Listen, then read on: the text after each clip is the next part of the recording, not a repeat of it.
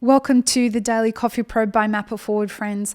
Today on the podcast, we are talking about how to ask your boss where the boundaries are around the work that you're doing. This came as a result of the mentoring work that I do with some coffee professionals around the world. This is not paid mentoring work that I do. I mentor a few professionals from around the world to help them move in their career to where they're trying to get to. And I choose a few people every year and I just kind of guide them through what they're trying to achieve for that year. And one of the people that I'm mentoring at the moment came to me and he said, I don't know what my job is. I know what my title is, but I don't know what my job is. And so that led us into a really great discussion. This person's taken the assertiveness training that we offer on our website, and he wanted to have a discussion about how he moves towards having a very awkward conversation with his boss about trying to understand how to get a list of his expected tasks, for lack of a better term. And we went into the reasoning behind why he felt that he didn't know what his job was, even though he had a title. He understood that his title was barista, but what he found is that as they were opening the business, he was getting dragged into doing things that more a manager would be doing rather than what a barista would be doing. And so the confusion started to arise around what his actual role is. And I thought, what a fantastic thing to be discussing with you on the Daily Coffee Pro, because I know this is something that comes up for a lot of people, particularly when your boss is somebody who hasn't worked in a cafe themselves before or hasn't run a business before. And that happens a lot in the coffee industry. So how do you have these conversations? And what should you be looking for to come out of these conversations? This is all steeped in assertiveness training, and something that I personally hear again and again from people when I ask them why they don't want to have these conversations is that they're scared of how their boss might respond if they want to ask for some clarification. So I guess that's reasonable.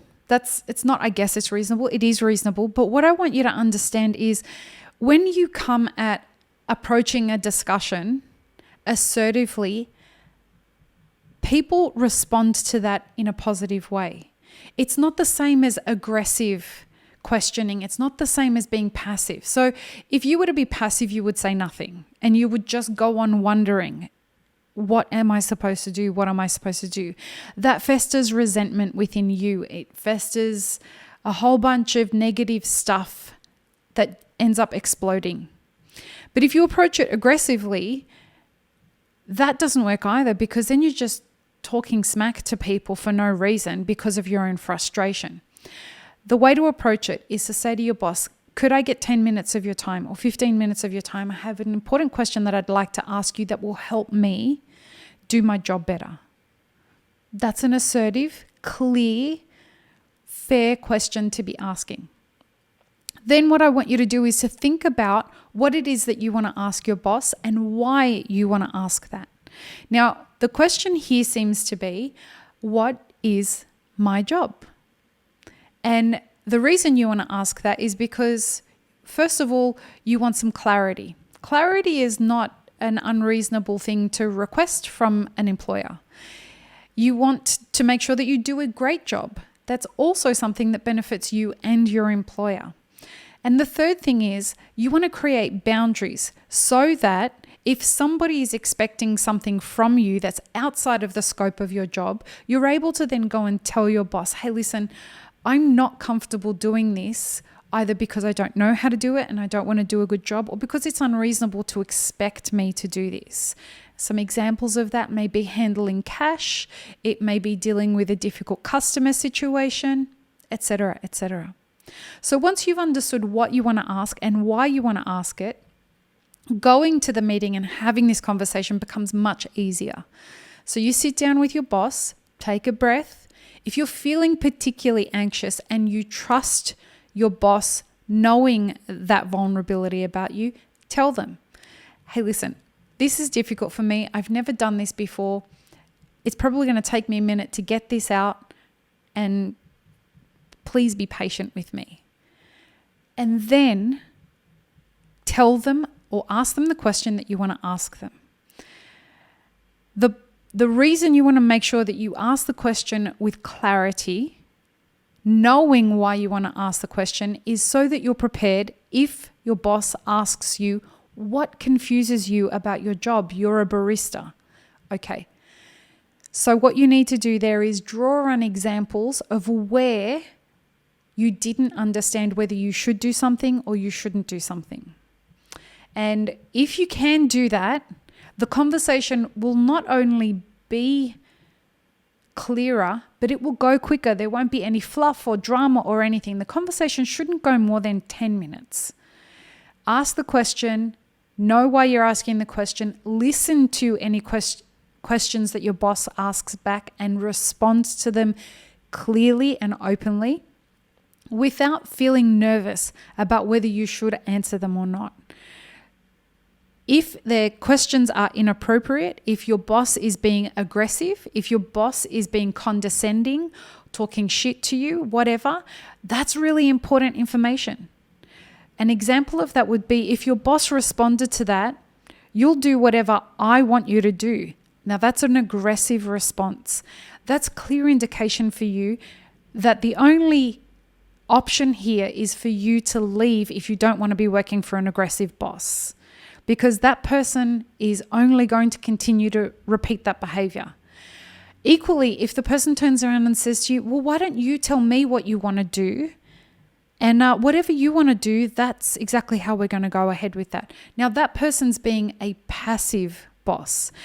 That's some dangerous territory too, because that means that you're never really going to get any clarity or any boundaries around the work that's expected of you.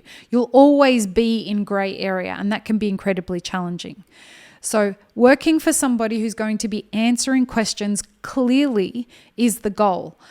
When you ask your employer a clear question and get a clear answer, you know you're on the right track to a great working environment.